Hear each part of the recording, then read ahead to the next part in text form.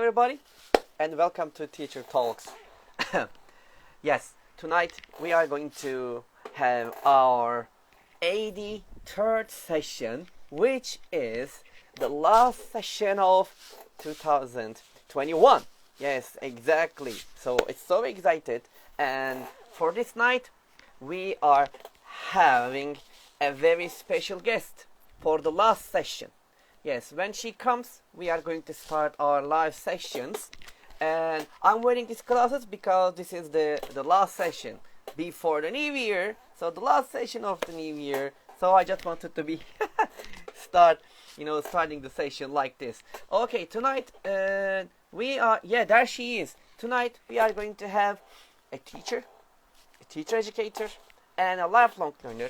Cristina Manea Gultekin is going to be with us. And let me invite her. She's already here. I'm so excited. Let me invite her. Then we can start. Yes, I hope you like my glasses. It's really, really wonderful. I really like them. Yes. Okay, Hello, fantastic. Cristina, you Hello, are here. finally, It's great to see finally. you. Yes, Yes, hello. finally. Oh, Volkan, you look very interesting. I love your glasses. Thank you. It's special. I just wanted to wear something special for a Yeah, special night. yeah. All Hello, right then. everyone. And yeah, Okay. it's actually the last one, the last talk this year. So I feel super proud. Uh, and thank you very much for the invitation. I Okay. also have like two pairs. So Nice.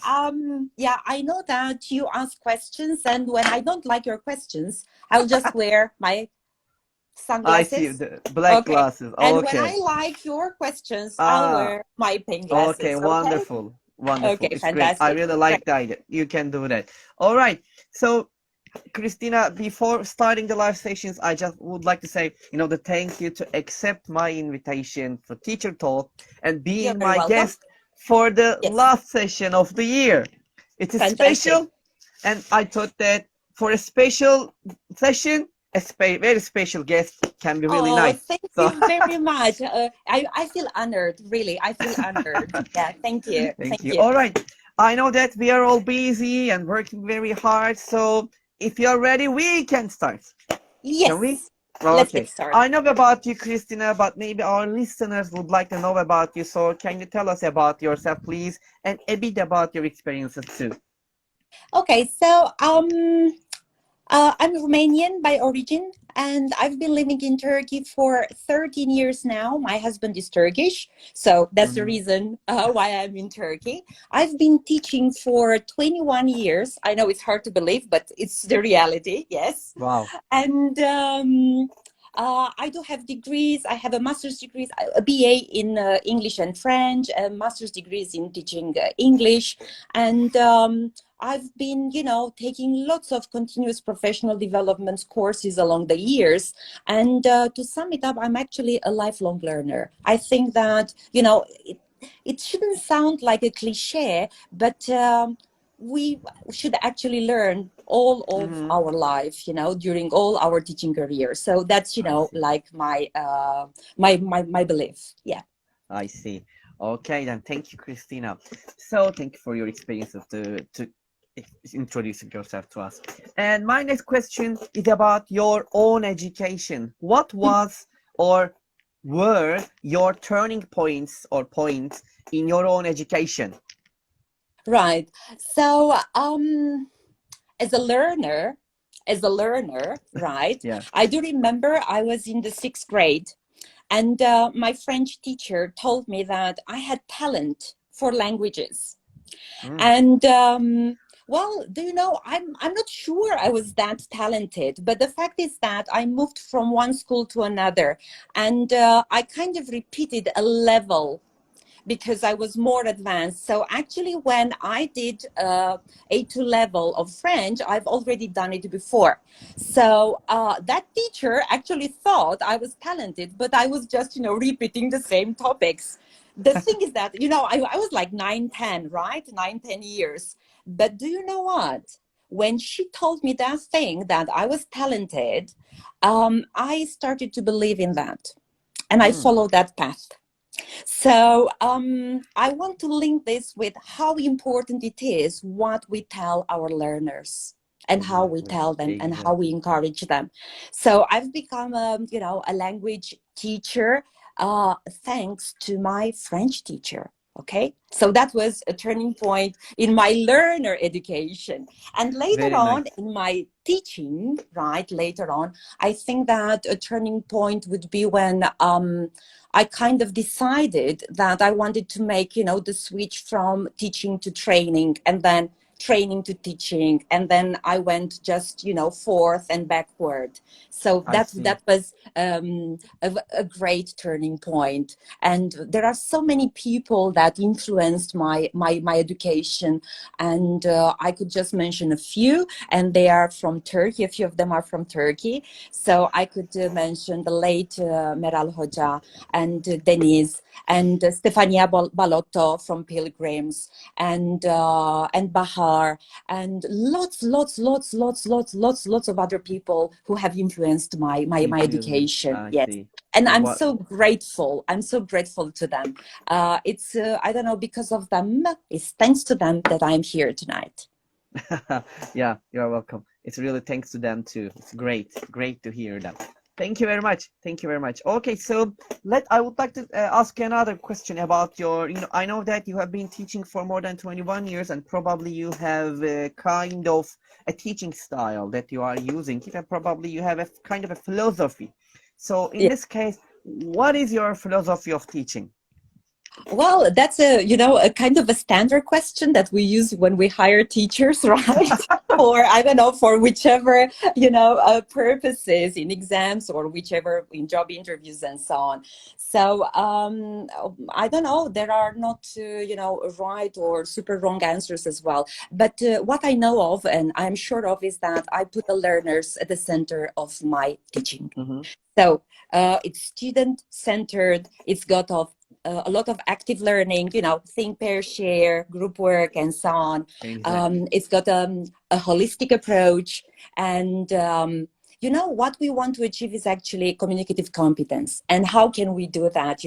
Like taking all the bits, taking phonology, taking grammar, taking linguistics, semantics, taking writing styles, then taking, pragmatics and learning strategies and teaching strategies and putting them together. And then you have right. Exactly. From little from, the everything. Yes. Just from yes. little bit them and a little bit them, and I put them in together.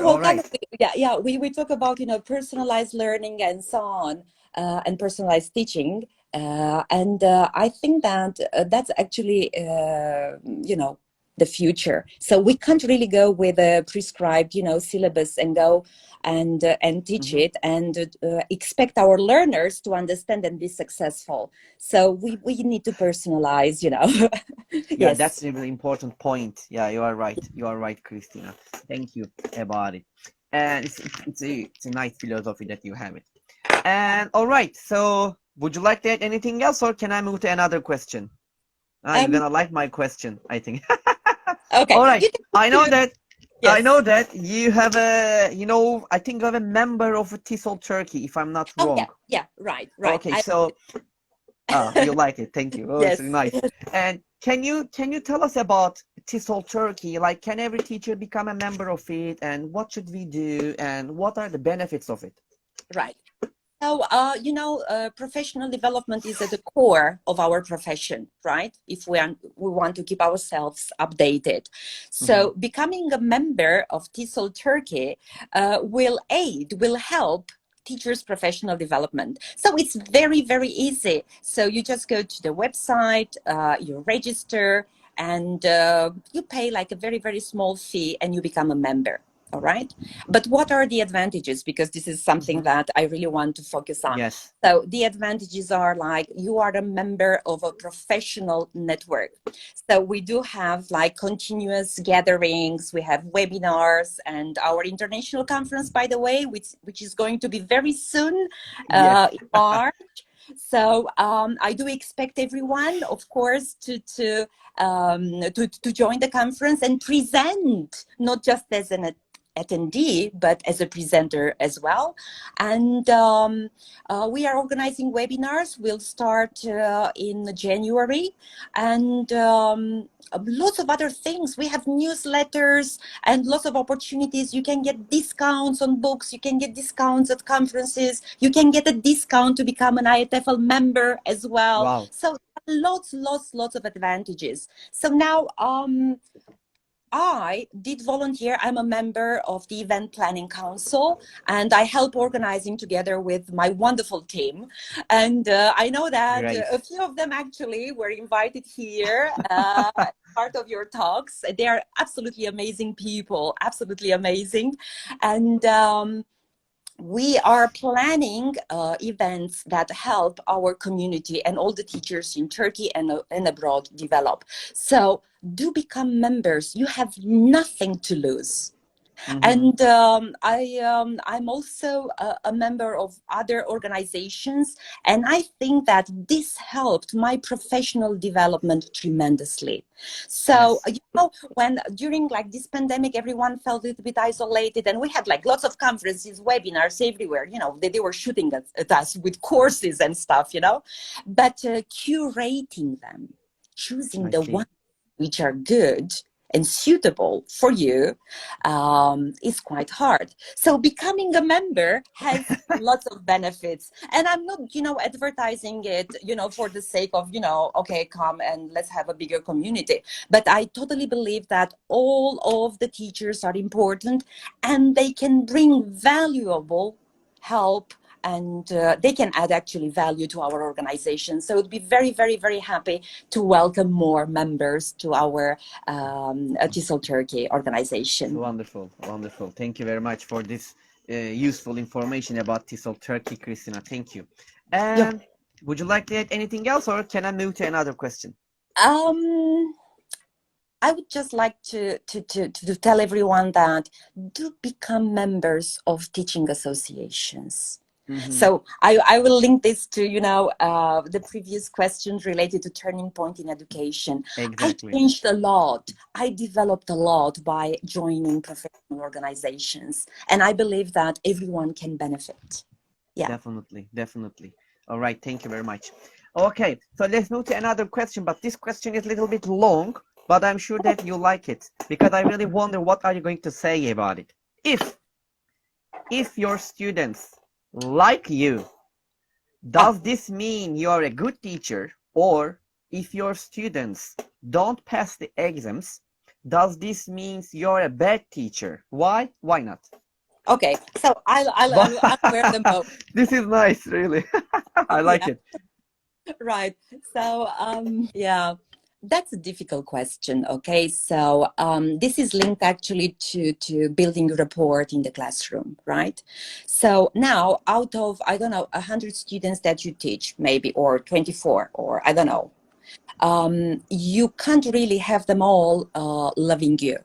You may have them, you know, respecting you, and you may use strategies, and you can motivate them to do better, to be successful. But I think it's very, very hard to put this stigma on a teacher, like, okay, you need to be super, super, super lovable so that your students would be successful. So we shouldn't actually, you know, we shouldn't ask this question, I think. I don't know. So I choose this one. I see. Right. Okay, then. I'm just kidding, Volkan. Of course, building rapport is extremely important, and according to the way you build it, the success of your teaching will be, you know, displayed. So I think that having a good rapport with the teachers is very, very important. Yeah. You are a good teacher. Many people say that you are a good teacher when your students are successful. True, but let's not forget that we do have some students who can be successful in any class. Yes. Just a few, just a few, just a few though, just a few, okay? I see.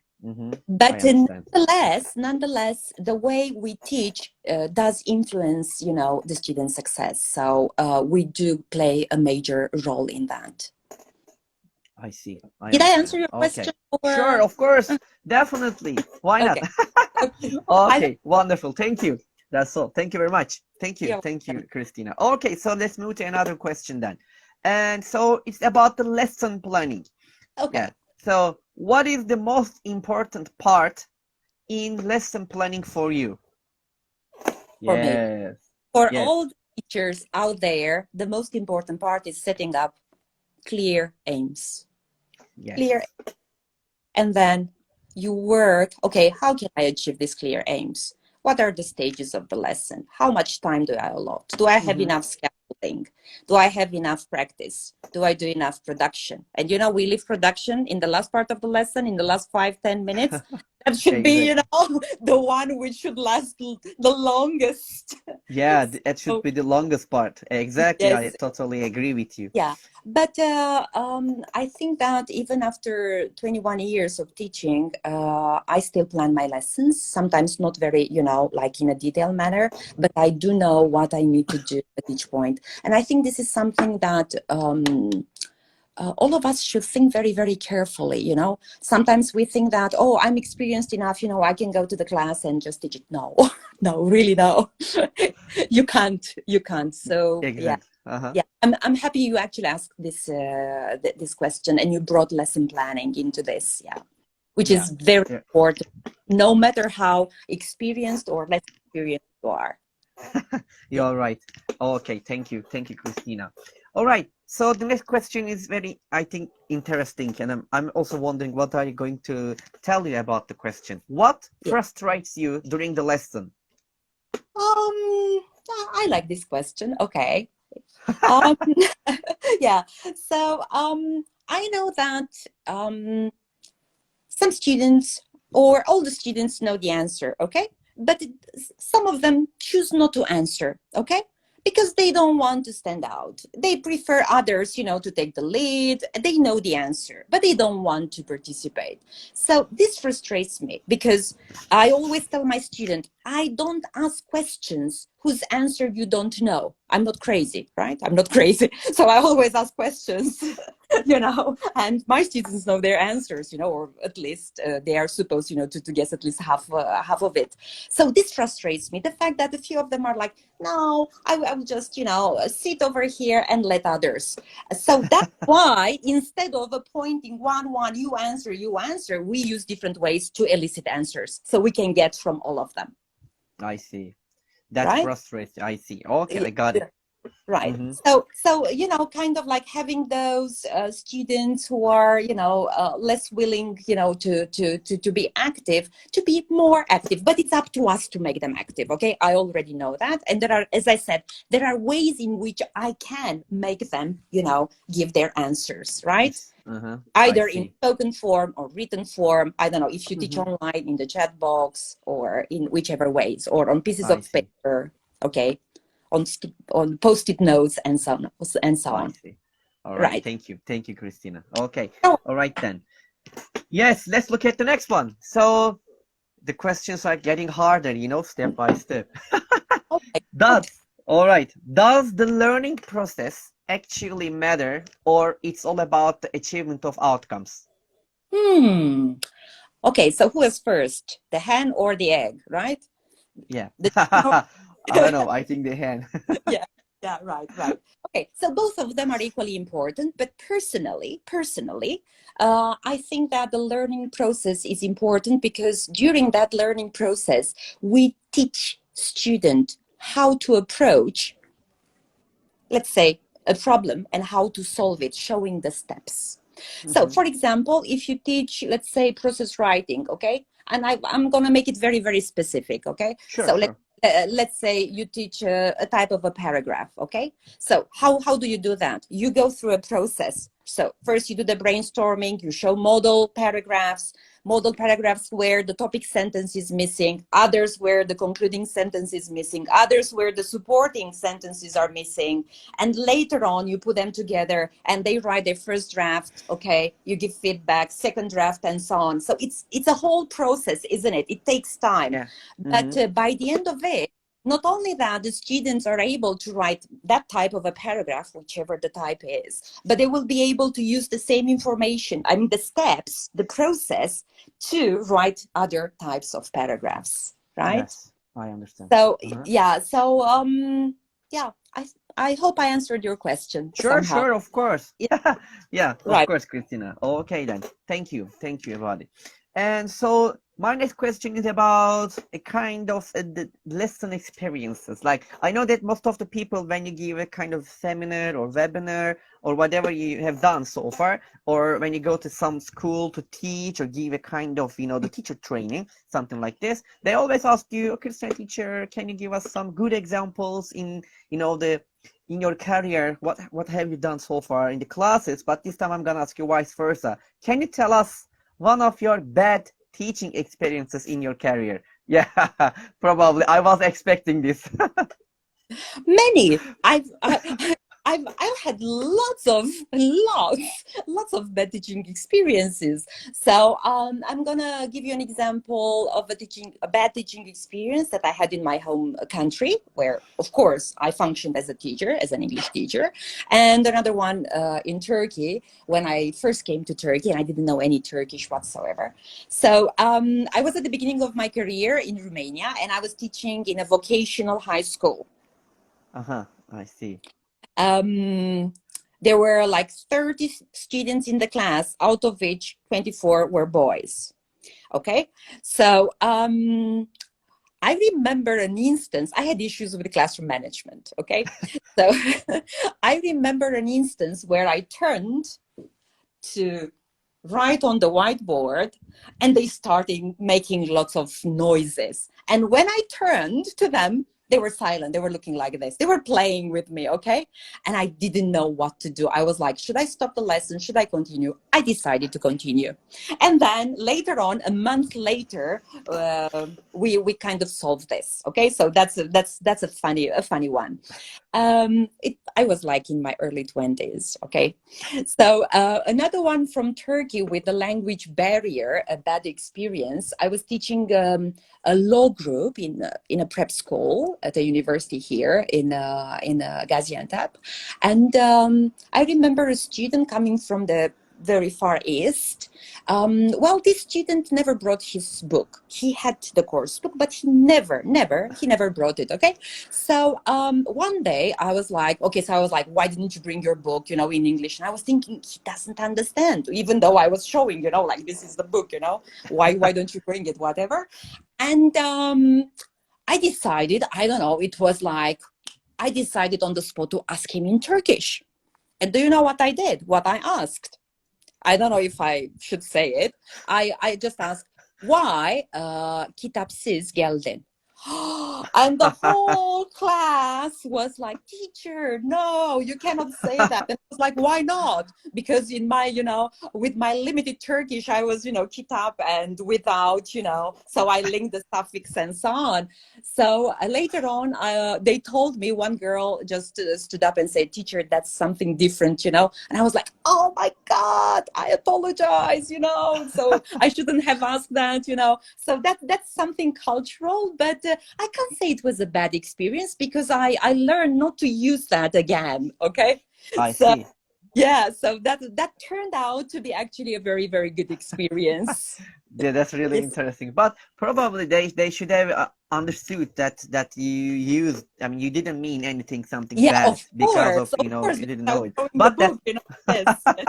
it's really interesting. But thank you very much for sharing this nice two experiences with us. It's really nice and funny. Yeah, Thank you. yeah. Okay then. So let's move to another question then. What are your short-term and long-term Mhm. language teaching goals?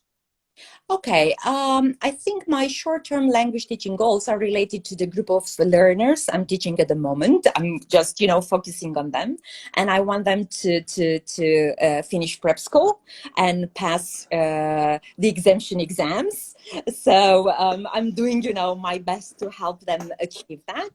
And Wonderful. my long term goals would be related to actually taking a course on leadership, and hopefully, I don't know, maybe next year this will be realized. I don't know. So I something, see. yeah. So Wonderful. yeah. Great. Still, And it's again about learning, improving learning. yourself, and always learning. Yeah. Yeah, exactly. Just like you mentioned it at the beginning of the session. I'm a Yeah, lifelong learner, kind of something like this, yeah, right? that's right. Even if when I'm 60, I'm sure about that, even when I'm 60, I will still be, taking courses, God knows what kind of courses. Exactly. Maybe, I always say, yeah, maybe yeah, golf that, courses, uh maybe, I don't know, whatever courses, something like, I don't know, different types of courses. Yeah, funny courses yeah, as well. we all probably, in this teaching, like when you stop learning, I think you stop teaching, something like Yeah, this. yeah, Yeah, right. exactly. So you should Yeah, always keep, the learning new things. All right. that's So let's move to another question. So you know that reading, actually, to make the students read something, it's really difficult sometimes, really, really difficult. And and it's really difficult to find them some appropriate, the books to make them read, even if you give, because as a teachers we sometimes push them to read in the classes. Okay, we're gonna read this, we're gonna read this. We have no alternative. We just show them a one choice, which is not nice, but we have to find some options to give them. But in this case, also another point is to divert the students to the reading, not only inside the classroom, outside the classroom. We should to really make try to do more. it, which is really difficult. Yeah. What can you suggest to the teachers to increase the extensive reading among their Yeah. students? You don't like the Yeah. question, I know. Yes. Yes. Right. The thing is that, yeah, extensive reading. Reading has been a problem for so many years because we approach it like, okay, when I was a student, I used to read a lot. I was in the library all the time. When I had like 5 minutes free, I used to read and so on. Come on, people, our learners are not the same. Okay, conditions are not the same. So let's be realistic about this first. So let's stop comparing how we were as students with how our students are nowadays, because the conditions have changed a lot. So what can we do actually is to provide choices. So Uh-huh. readings that the students enjoy. And I know this is difficult because we may have students who never like, I mean, they don't like reading at all. And, teachers blame parents and, we have like all these cycles. So who's guilty, because of that? I'm not here to point out, who's guilty of this. But this is a reality and we have to solve it. So you know that there are lots of resources online. The publishers have like hundreds and hundreds of libraries online, or we have our own libraries too with real books. Uh-huh. So what should we do? We should model, okay, from a very young age. So we start in primary, right? We bring in kindergarten even, right? We have the storybooks, those big storybooks, right? We Uh-huh. bring them into the classroom and we read them with the students. And later on in primary, we need to model behavior, okay? So if you want the learner to do what you want them to do, like, in this case, love reading, you have to model it. So I if at see. home or in the class, you see the teacher is just, looking at their phone and the parents at home as well, the child will be doing pretty much the same. So what can we do? Solutions, right? So these are the problems. We know it. It's anyway. Mm-hmm. So what should we do? We should give them readers that they like. We shouldn't force them to read. We may spend, like, let's say we can set up a time during our lessons, like 15 minutes. This is the reading time. So in class reading. And then the teacher should also keep a little bit of a record, or the learners can keep a record of the books they have read as well. And of course, we can't assess them in any way, but we can ask informally. We can ask informal questions. So what was your book of the story about? I So who see. did you like?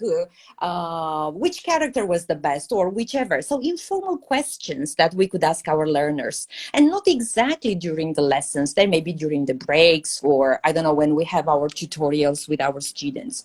Another important thing, and I think most of the teachers know it, but nonetheless I will repeat it, is that it's very important to choose the reader's level one level below. So if they are, let's say, Exactly. A2, Mm-hmm. the reading book should be A1 and so on, because Uh-huh. we need to give them a sense of achievement. And there is a discussion related to using dictionaries while reading, right? So only if it's like, you know, super necessary, but otherwise, you know, the learners can just take out some words and they can look at them a little bit later, because actually we are looking and we want them to read and understand, you know, the story. The So they story. shouldn't go to the dictionary. I don't know this, I don't know that, and so on. I think that there are lots of learners who love reading, but not as many as we want. Okay. I So see. this is a Good reality, points. and by the way, it's a striking reality. It's all over the world. It's not just specific to Turkey, and it's related with young learners, with older learners, with adult learners as well. So we have lots of distractions. That is the problem. So That's the problem. one, the teacher should model it. Allow some time in your class for in-class reading, like 15 minutes for these stories and so on, or novels, or whichever thing they are, right? So these are, I think, some tips that could help our learners with their reading. I see. Thank you very much. Right. You mentioned good points about the reading and very useful tips. Thank you, Christina, about You're them. welcome. Thank you. And I just want to mention one more time, if you have any questions to Christina, please write them into the question part. If you write them into the chat box, because sometimes we can miss it while she's talking or while I'm asking question, we can miss it. If you write it into the question part, there's a question part at the bottom of your phone. You can see it, Instagram. Just click and write your questions, and I will ask it to Christina, your questions. Thank you. All right. So let's move to another question then. We talk about the experiences, and now, which another point is about, which is really important. Why is the reflection important for teaching? Yes. I like this one. Yeah, thank you. So I was just waiting, you know, for you to finish the question. To finish it. Okay. Okay. I'll wear my pin Sure. Yes, right. Yeah, okay. I'll wear mine also sometimes. Okay, yeah, that's fantastic. Yes, great. Okay. So, of course, reflection is important in our development. Without reflection, I don't think that we can move any further. So we can actually link this to reflective practice, and we link it to Kolb's cycle and Gibbs cycle as well, right? And if Kolb started, you know, with the concrete experience, and then you go and you have your reflective observation, and you have an abstract conceptualization, and then you have your action plan, Gibbs puts it in a more personalized way. He says, okay, you start from that experience, okay, the thing that you want to reflect on, and then you have your feelings, and then you evaluate, you analyze, and then you develop your action plan, and then you repeat it, and you evaluate it, and repeat the cycle as well. So I think that all of us, all the teachers across their careers and along the years, have reflected upon their lessons. So we do that. I think consciously or unconsciously, but we should do that consciously. So after the lessons, we may keep a journal, or we may talk to a fellow teacher, or there are, you know, communities of practice where we can reflect upon things that didn't work that well. For example, extensive reading, right? Exactly. Yes. So it's a good point. Reflect upon the ways, what strategies do we use to develop this? How are they implemented? How do we evaluate them? And then we develop different strategies, we try to implement them, and then we evaluate them, and we repeat it, right? So I think that reflective practice is something usual for all the teachers. And it's something that helps us develop. And I also want to point out on, you know, reflection in action and reflection action shows, right?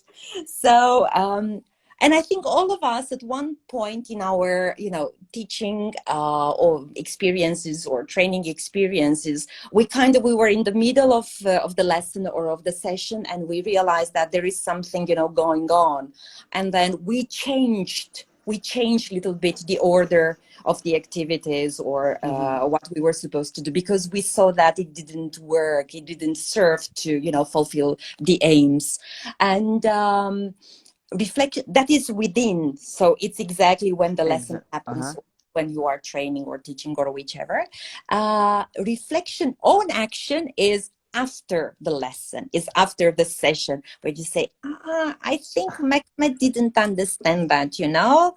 I mean, yes, he asked the question, yes, but I think that, okay, we did that exercise and we realized, and you are thinking, what should have I done better, you know? And you start maybe having a look at, I don't know, Exactly. a book, or you ask a colleague, so did you teach that? Did you teach, you know, have to and must? And you saw they are still confused, they don't understand. So how did you do that, you know? So these are things that easy ways in which we can reflect upon the things that we teach or train, and then improve our teaching and training. And it's a never-ending process, because our learners change all the time, and the challenge is different. Okay, so it's, I mean, you know very well as a teacher, right? You know very well. Sure, of course. Every time they Teach change. The syllabus, the learners are different. You can't really teach the same lesson in the same way that you taught it last year or a month ago, even a month, even a week ago, right? Exactly. You can't do that. All right. We all talk about, you know, you talk about an action plan or something like this. I want to, you know, ask related, maybe it's a kind of a related question with it. Why is action research important? Well, I think that action research helps individual teachers to solve their own problems in their classroom. So let's say we all attend lots of webinars, conferences, courses, whichever, right? And sometimes I don't know, what we learn is not very personalized or doesn't apply to our individual classes. So what we could do, of course, one way is to personalize what we learned, and another way is to actually research the cause of the problems in our own class. So let's say I have a problem with giving instructions, or with the teacher talking time, or with, I don't know, classroom management or the board or whichever. And I need to find ways to solve it. So what can I do? I can do some little bit of research. So I can record my lesson and have a look at it. Sometimes, you know, we hate our lessons, don't we, when we watch, right? Yes. Yeah. And then I may have someone I trust, a fellow, to have a look at my lesson and point out some things that I may, you know, not notice. So then I will draw an action plan with some steps, and later on I will address that issue. So action research actually is one of the easiest ways. Easiest, maybe, I don't know. Well, that's debatable. That's debatable. But all right. but it's a great way. It's a great way to solve your own issues in your class. I see. It's really nice. Thank you very much, Cristina, for giving explanation about it. Okay, so let's move to another nice question. Okay. Can you tell us 5 adjectives that describe an effective language teacher? Yes. Okay, and I promise I will have like yes. You will be, you know, waiting for the adjectives. So the first one, are you ready? Yes, of course. Passionate. Passionate, yes, number 1. Very good. Yes, number 2. Yes. Resilience. Okay, nice. Don't give up. Don't give up. Keep going. Exactly. Okay. Another one. And number 3. Knowledgeable. All right.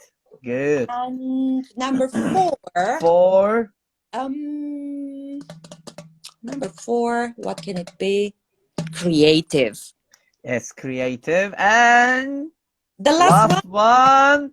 And the last one should be lovable. Thank you. Nice, wonderful adjectives. Why? Because lovable, really, we as language teachers, we need to be lovable if we can, as much as we can. This is our only way, you know, to get through the walls build and make the students, be interested in our lessons and learn more. Yes. You're right. Okay, thank you. Thank you very much, Christina, for this nice adjectives about the effective language teachers. Okay, Okay. then. So this can be, I said here language teachers, but also we can say this as well generally the teachers can be like this Yeah, yeah. also. All right then. So in language teachings, there are, lots of different trends, as you Mhm. know that, and they bring many different trends every year, not every year and every month or something like this. We use it. Which teaching trends actually do you like most? Task-based, project-based, game-based, or I don't know, etc. Yes. Okay, right. I What's don't which one? want to You wear. don't know. No idea. I don't want to wear. But I think I can talk a little bit about task-based learning. And the reason is that it's quite close to, or it helps communicative competence, Uh-huh. So, and it's quite close to the communicative approach. So, it started in the 1980s or 70s, at the end of the 80s, with Prabhu, the Indian. I Okay. love the Indians. I love the Indians. And They are very maybe, hardworking. Yeah. yes, yes. Some other time we'll talk about Sugata Mitra, and the kind of a revolution that he brought with the school in the cloud. The learners can be independent and they can learn on their own and so on. Anyways, that's another discussion. So let's go back to Prabhu, right? And his Bangalore project, right? So this is what he did at the end of the 1970s, and he actually got rid of the language syllabi, and then he approached this and he implemented the task-based approach, and he had very good results, even though the evaluation is still like kind of people are not sure now that it was very, very successful as some others claim. So why is it? Like in the presentation methodology, Uh-huh. accuracy, presentation, okay, practice, production, you are perfect. Okay, so in the production stage, you do everything perfectly. So in the presentation methodology, actually, accuracy leads to fluency, but in task-based, it's actually fluency which leads to accuracy, right? Accuracy. So, Yes. okay. So I think that's something. This is what Willie said, anyway, not me. And I think yes, I think it's quite important to give a purpose, to make learners do a task and use the language that is emergent, useful for that task. So Mm-hmm. maybe we need to clarify, what the task is. So fill in the blanks, complete with a missing word is not a task. Yeah, that's Okay, not. but right. But talking about two things, comparing them, where two learners exchange opinions about them, that is a task. That's the All task. right. Yeah. So Exactly. that is a Uh-huh. task. So I think it's quite important to clarify, the terms. So later on, Willis, of course, and Long added more to task-based learning, and Long actually added the form. So there should be a focus on the form as well. There are lots of drawbacks as well. One of them is like, the fear that the learners will be recycling the same language. Uh-huh. So the language will not be varied. So there is still a need for a language syllabus as well. So yes, task-based learning is, used by so many institutions all around the world. But one of its drawbacks is related to this kind of like how much language is being learned. Learned. Okay, Uh-huh. yeah. So I if you understand. if you if you prepare your students for exams, that's a different story. So this can go well, I don't know, with immigrants, if you teach English to immigrants, or for professions as well, like for nursing, for tourism, for whichever. And not only. So I think that task-based learning can be integrated into our current syllabi as well. So for I see. example, think about it, Volkan. talk to your class and decide to design your class website. And you can upload lots Exactly. of things, right? Lots of things. And you can Uh-huh. actually add lots of language structures. So they wouldn't be, repeated. So that's an idea, right? And how we can, Exactly. That's a nice idea that we can yeah, use it. it, And they yeah, will have different ideas yeah, probably about that, the designing yeah, it as you mentioned.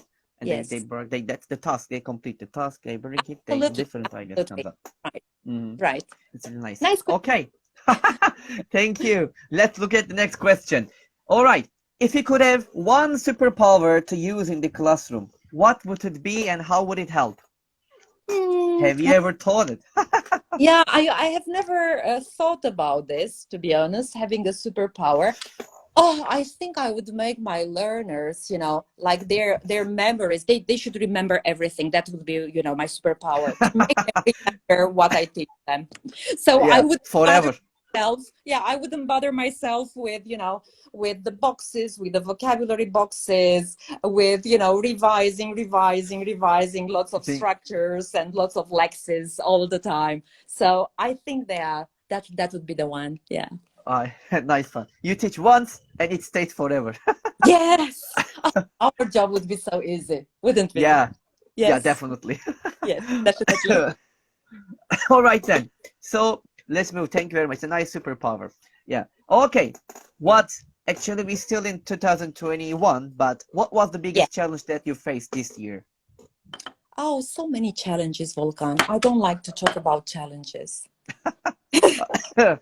Okay, if you want, we can Yes. skip it. Yeah, no, well, it's not that, but I don't want to repeat what other teachers feel, at the moment. So lots of challenges with motivating learners, with motivating myself, Yeah. with my well-being, coping with the changes, with the sudden changes. So I think, yeah, the biggest challenges are related to the sudden changes in all around us, and the fact that we Uh-huh. have to adapt ourselves quickly overnight. Yeah, we can do that. And we said yes to everything. We said yes, we can do that, and we did in one way or another. I don't know how good we did that. I have, yeah, I'm still, thinking about the quality. But all in all, because we are at the end of the year, I just want to thank all the teachers out there. You did a great job. Really, you did your best. You did a great job. Well done. Well done. Okay. And next year is going to be better. Next year is going to be much better. I promise. Yeah. So, Well, we yeah, hope. yeah. I really don't want to give more examples of challenges because Okay. uh, Okay then. we know All them. right. Let's skip the Yeah. question. All right then. Thank you very much, Christina. Okay. You're When you welcome. think, let's move. This is also it's a kind of very long question. Also, the next one. Is When it you a lot? think about when you think about 5 W's and how, which is who, what, where, when, why, and how. Like, what questions come to your mind about ELT world? Right. So, Difficult one, change huh? it because I'm a little bit creative. Can I change it? Like, Okay. so, Okay. Of course you yeah. can. No problem. Right. Okay. So I sometimes like to change things. Sure. Sure. Who, for example, I will talk about, I don't know, teachers. So I will relate all these questions to the teachers. So who is a good teacher? How can you define a good teacher? Okay. So a good teacher is a dedicated teacher who never stops learning Learning. and who Hmm. looks around and researches and continuously researches and develops himself. How can he become, a better teacher, let's say? Okay, so I'm still, relating it to the teacher. Sure. Uh, Again, by joining communities of practice, by talking with peers, and by researching, by doing action Uh-huh. research or exploratory research and so on. I don't know how to relate the why. That's interesting. Why is he a good teacher? Well, he's a good teacher, right? Uh, who are the teachers? All of you are good teachers. when can you consider yourself as being a good teacher? Okay. When your students have achieved some Uh-huh. results, some good results, right? What is left? Where? Where? Where? Where? Oh, where can you find this teacher? Where can you find this type of a teacher? Everywhere. It's all of you. Everywhere. Yeah, Yeah, definitely. it's all of you. Okay. Great. Something like Thank you. so. Yeah, wonderful. Thank you. Yeah, I changed it. Okay, a No little bit. problem. I love it. It's great. It's wonderful, Christina. Thank you. It's each of them was related to the teachers, and all of them was wonderful. All right. So I know that, and as a teacher, you with a 21-year experience with an ELT world, you have read, I'm sure that lots of books and lots of newsletter or something like this. Read lots of things. Okay, Articles and stuff. articles. Yeah. Yeah, What yeah, can you what can you suggest us to read about ELT? yeah. I think it depends on the stage you are at. It depends on the stage. But I think there are some books that are like classics. Okay, so everyone should have a look at them. All right. And I have one over here. Uh-huh. Ah, yes, Scott Thornberry. And Yes. it's actually, I have his autograph. So I Ah. Cambridge. So I'm very, very proud of it. So I'm like, oh, okay. I have another one, which I think is a staple for all of the teachers. Oh, So nice it one. is Mm-hmm. Key Issues in Language Teaching by Jack Richards. All right. Uh-huh. So it covers so many aspects, so many I aspects. see. So Uh-huh. I think that's a good one. I have another one that I particularly like, and that is Learning English as a Second Language. I think Oh, that nice one. pitch this one by Anne Burns and again Jack Richards. Jack And, Richards. I have one, a practical one, which I particularly like. It's by Tessa Woodward, Thinking in the EFL Classroom. EFL Thinking. We classrooms. need that. Uh-huh. There are lots of practical activities. Lots and lots of practical activities. Uh-huh. And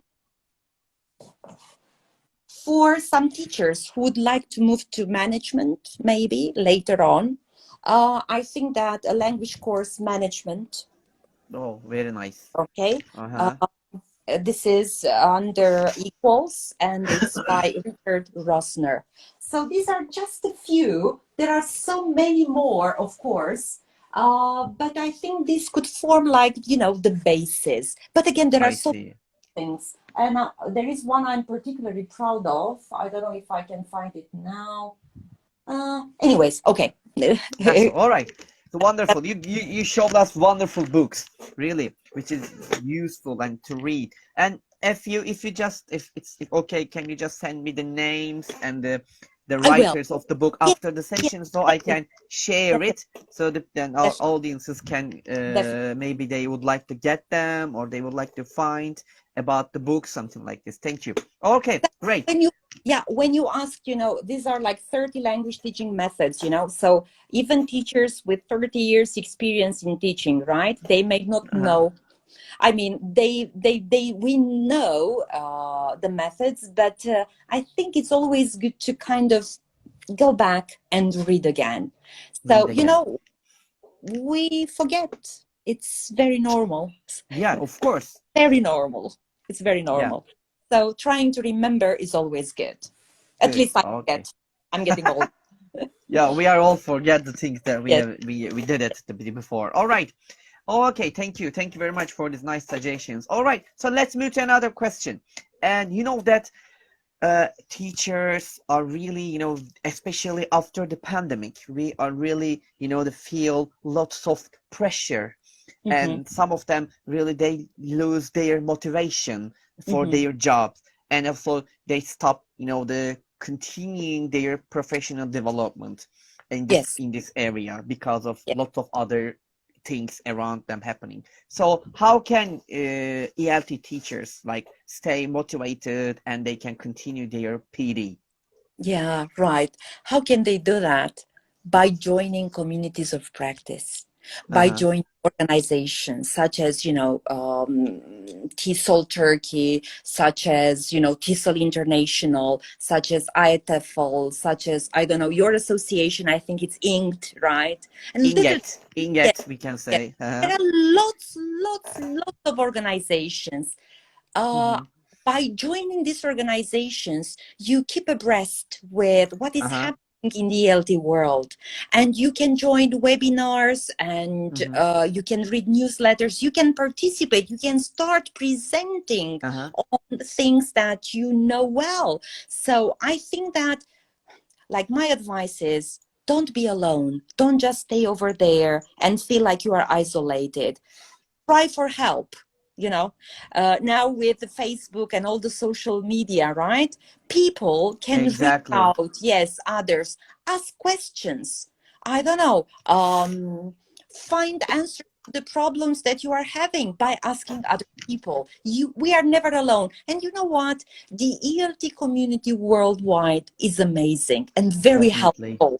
Really is extremely helpful. So don't just stay over there. Cry for help, reach out. We are here to help, really.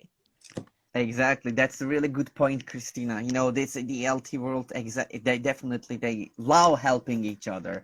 Yes, Even I ask and I ask people not only from Turkey. If I ask any question from different part of the world, whether by Facebook or Instagram yeah, or whatever, yeah, they help. yeah, Even they can't, they divert you someone else that they can help you. So that's yes, why we are really precious, and we're really yes, the important community. So use it and yes. support each So, other. Yeah. absolutely. How can I say, we are strong together, let's say. Yes, absolutely, absolutely, absolutely. I totally agree. Yes, Oh, yes. okay. So, All you, right.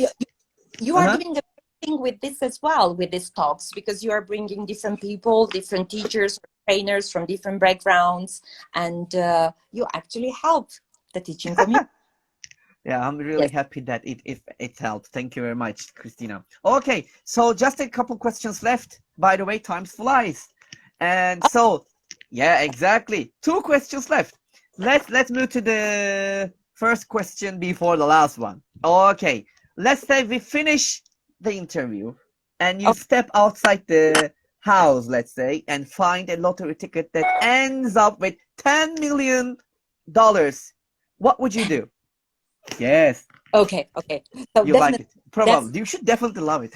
yes, yes, I love it. So what would I do? I don't know.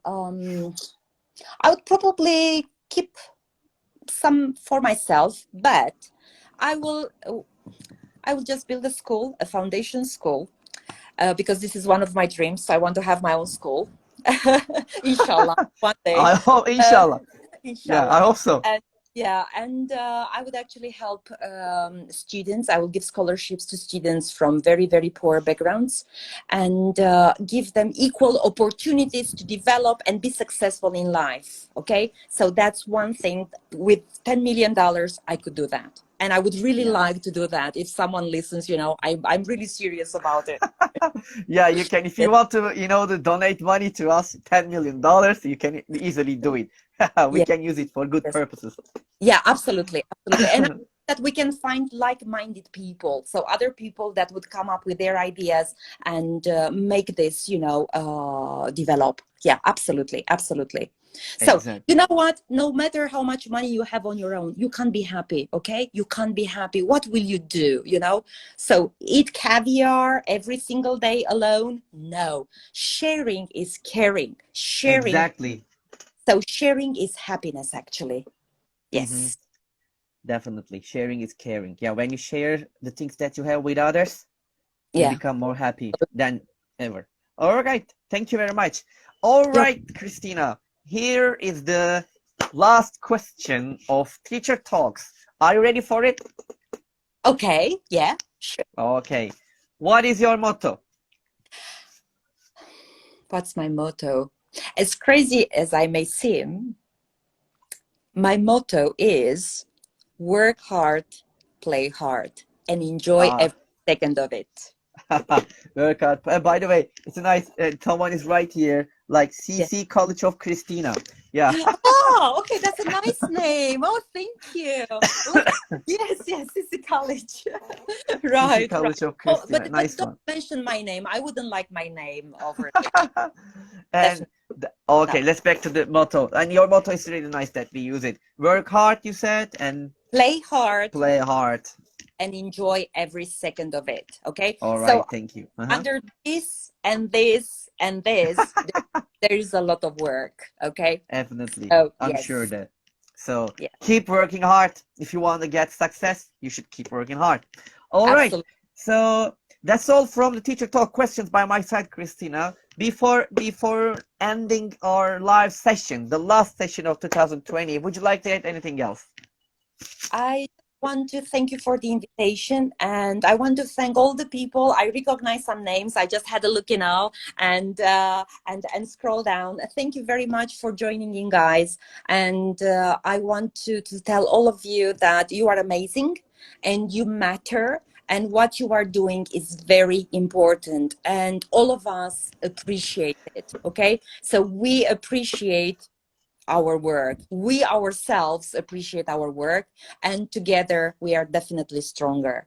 And Definitely. I wish everyone a much better 2022, and hopefully we'll see each other face to face. Definitely. Face Yes. to face. I hope so. Yes. Into Yes. 2022, we will do that. I hope so. All right. Thank you very much one more time. And Christina, and for your time, for your suggestions, for your ideas, whatever you said here, and especially, really, I just want to mention again your precious time you spend it with us here. That's really Oh, important. it's like it's my pleasure. Even though, Volkan, don't tell anyone. I'm an early bird. I sleep early, but Oh, I see. so my energy is not very high. Generally it's like, higher than that. So this is like my low, my I see, low mode, low mode. but But yeah, congratulations on this, and thank you everyone for staying this late and listening to, our babbling, no problem. Whatever you said, that was really nice, and it was. I can easily say that it was one of the best sessions that we have, uh, sessions in 2021. Thank you Thank very you much. very It was really joyful, and Christina was with us here, everybody. We had a really wonderful session. I enjoyed it a lot, and I'm sure that you enjoyed it. This was the last session of 2021. We had a very special guest tonight, and she much. joined us, and you joined us. You didn't miss it. And if you missed it, you can watch it later on IT and IGTV, on YouTube, Facebook, or LinkedIn. I will upload them, all these platforms, and you can reach and listen again. And I just wanted to wish you Happy New Year. And I hope that you will have a wonderful, wonderful New Year. I wish you will have the best things you wish from the New Year, especially, and like I can say health, and I can say easily nice relationships, and I can say easily wealth, and the most important thing, I hope we will get rid of it, this COVID-19 stuff in We will. 2021. We We will, will. I'm sure. We, That's all. Until the next time, on Monday, next Monday, at the same time, on the same day, as you know, the Teacher Talks. Until next time, take care of yourselves, and bye everybody, and peace. Bye bye. Like Christmas. Bye. Bye, everyone. Bye. Bye. Everywhere you go, take a look at the 5 and 10. It's Christmas, right? Yes, that's why I'm waiting you, because you played a little nice song. That's why I was going to close it. Okay, it's time to Okay. leave now. Bye Bye bye. bye. Take care. Bye bye. See you.